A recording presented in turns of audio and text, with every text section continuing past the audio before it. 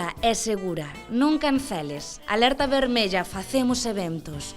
Son múltiples e diversos os chamados do sector cultural galego a prol da continuidade do seu propio traballo, coas medidas de seguridade pertinentes.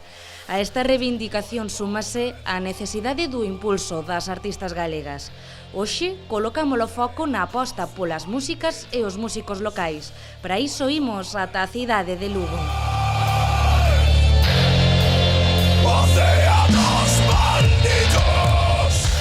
Bueno, parece que agora é un poquinho máis sinxelo programar música local ou galega porque as medidas exixen eventos máis cativos, pero bueno, realmente o Concello de Lugo, dende a área de cultura, xa o ano pasado programou moita banda local que realmente non se ve en todos os sitios. É importante porque ao final se non sacas a canteira da cidade e do país, pois despois queremos ver os grupos nos festivais e demais, pero hai que empezar pola base. Flores que medran na area.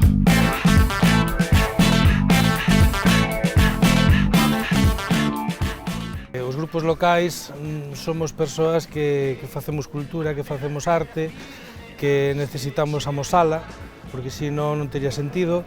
Un dos máximos é amosala nas nosas festas. A todos os músicos lucenses danos orgullo tocar en San Froilán. É unha meta ao final do ano, sexamos máis profesionais, semiprofesionais ou amateurs totalmente, é unha meta, é unha honra sempre. Este San Froilán atípico, pois estamos encantados de que se conte cos grupos locais de toda índole, en todas as plazas e cos mesmos medios, que é moi importante, porque estamos a disfrutar dos mesmos medios, tanto aquel que é moi amateur como aquel que xa se dedica de forma profesional. Iso é o que fai profesionalizar un poquinho o sector e facer ver a xente que a cultura, aparte de ser segura, os que a facemos e os que a gastamos tamén, somos os máis interesados en que todo o mundo vaya a disfrutar deste evento.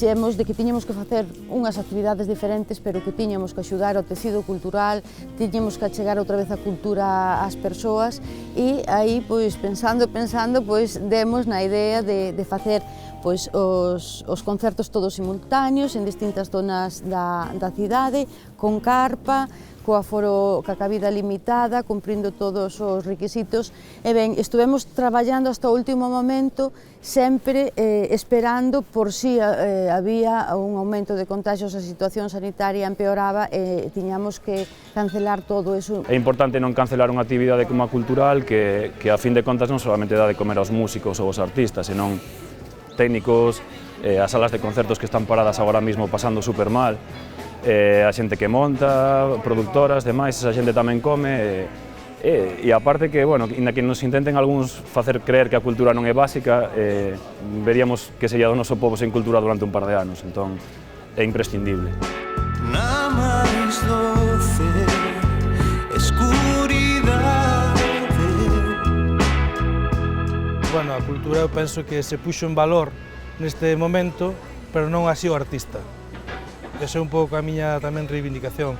A cultura, sí, todo o mundo van a gloriarse de decir que escoitei moito, vi moitas películas, pero o artista ten que comer, a produtora ten que comer, o director ten que comer e o diseñador ten que comer. O sea, aínda que non sexa comer, temos que sobrevivir. Un grupo amateur, aínda que non viva disto, se non ten 3-4 actos ao ano, desfaise. Como calquera outra asociación cultural ou de danza ou de teatro, non somente podemos estar pensando naqueles que enchen plazas e que poden esperar uns meses.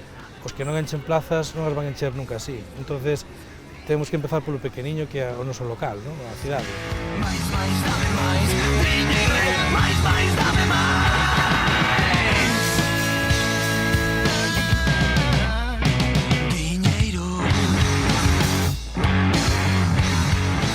Eu non entendo que se poida ir a un bar a tomar algo, cal me parece correcto, se é con medidas de seguridade, pero que non podas facer o mesmo nunha sala de concertos porque hai alguén tocando. A música non contamina, non? Entón, bueno, a mí pareceme imprescindible.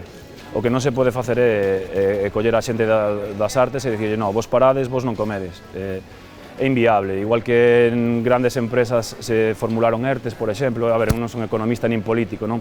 O que sí que sei é que teño compañeiros que viven desto e que están pasando realmente mal, voltando a casa das familias tendo que subsistir, basicamente. Entón, ou alguén nos axuda, ou alguén axuda a xente das productoras, aos de montaxe, aos técnicos, aos backliners, ou temos unha parte moi importante do país parada e sen futuro.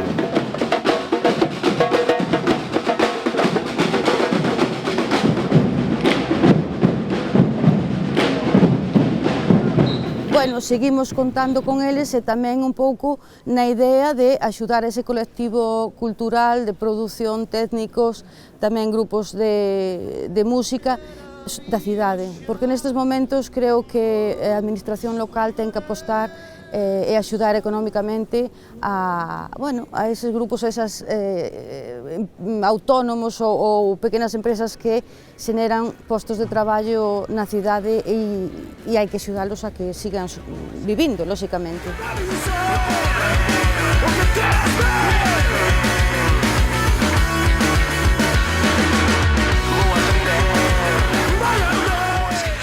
O que está claro é que si hai moitos grupos locais ou galegos que están silenciados e que non atopan portas de saída.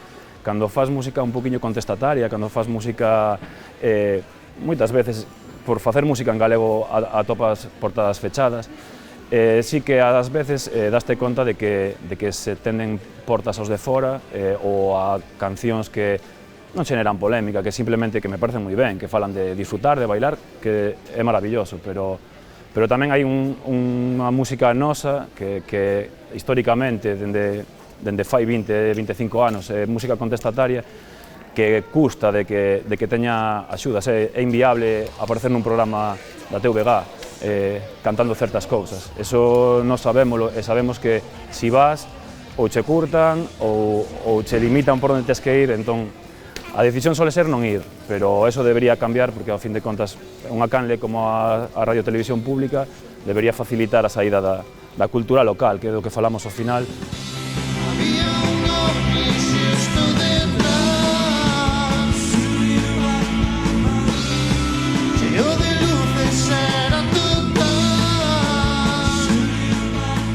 Bueno, levase facendo unha temporada grande o de apostar polo local en unhas condicións mínimamente profesionais. Isto ten que sentar un poquinho de base ás futuras generacións, é dicir, verse reflexado en nós, é dicir, eu de mañá no San Froilán quero ter ese orgullo de tocar tamén, e vou tocar con todas as medidas de profesionalidade, en un entorno profesional, deixar ese amateurismo e esa mala información que é o local, non? O local ten moito talento en todas as artes, en todas, temos os primeiros que temos que demandalo e degustalo somos os nós.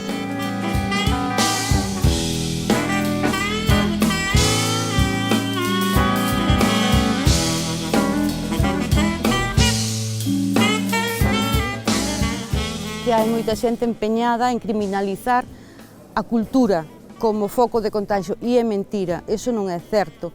As persoas que van ás actividades culturais van cun afán de disfrutar, porque aman a cultura, aman a música, calquera arte, non? E desde logo que van a ter toda a precaución porque somos os primeiros interesados en que todo salía ben para seguir podendo vivir e disfrutar da cultura. Son como rogas intangibles que caen no aire. Son tan solo notas. Pero músicos que chegan a fin de mes ou da música, creo que se poden contar cos dedos da man, polo menos os que fan música aquí en galego. Entón, bueno, é un sector que ao final estamos vivindo de outras cousas e que parece que é menos grave porque vivimos de outras cousas, pero que eu penso que o ideal ten que ser que o artista galego poida vivir do arte como pode vivir o artista catalán ou como pode vivir o artista vasco, e iso aquí non pasaba antes da pandemia e agora aquí imos a decir. Voltarán a ser fieles as nosas palabras, voltarán, mentres nos quedes tamén as veas, voltarán. A aposta polas e polos profesionais da música do noso país é sementar futuro, o noso orgullo como motor. Voltarán.